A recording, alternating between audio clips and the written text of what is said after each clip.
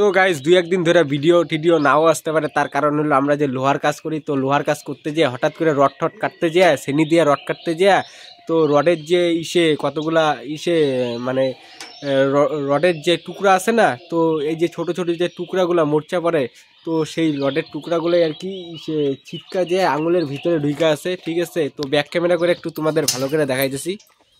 তো এই যে আঙুলটা যে তোমরা দেখতে পাচ্ছ, তো আঙুলের ভিতরেই আছে, এই যে এই আঙুলটার ভিতরের দিকে আছে এই কাটা আঙুলটা, তো ভিতরে ঢুইকা ঢুইকা এখনো ভিতরেই আছে আর কি। আর রক্ত আস্তে অল্প অল্প করে বাইর হইতেছে আর কি।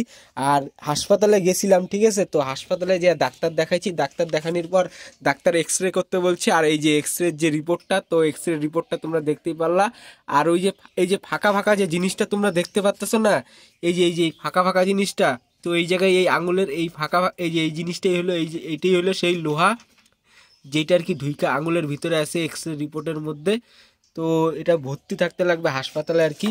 তো এই যে আমার প্রেসক্রিপশন হলো, এই যে এটা হলো ডাক্তারের প্রেসক্রিপশন হাসপাতালের। তো এখন আর কি হাসপাতালে ভর্তি থাকতে লাগবে। তো হাসপাতালে ইমার্জেন্সিতে 2টা পর্যন্ত ডাক্তার বসে আউটডোরে, তো আউটডোরে 2টা পর্যন্ত ডাক্তার বসে। আর আমার 2:30টার দিকে আর কি এক্স রে করাটা কমপ্লিটলি হয়ে গেছিলো গা। এই যে এক্স রে রিপোর্টটা যে তোমাদের আমি দেখাইলাম, তো এটা 2:30টার দিকে কমপ্লিট করা হয়ে গেছে গা।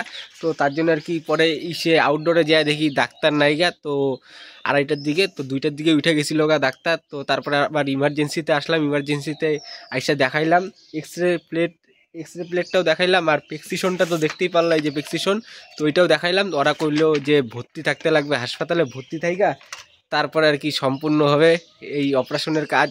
তো ভর্তি থাইকা তারপরে যদি ডাক্তার যদি বলে যে আজকে হবে তাহলে আজকেই হবে, আর যদি কয় কালকে হবে তাহলে কালকেই হবে।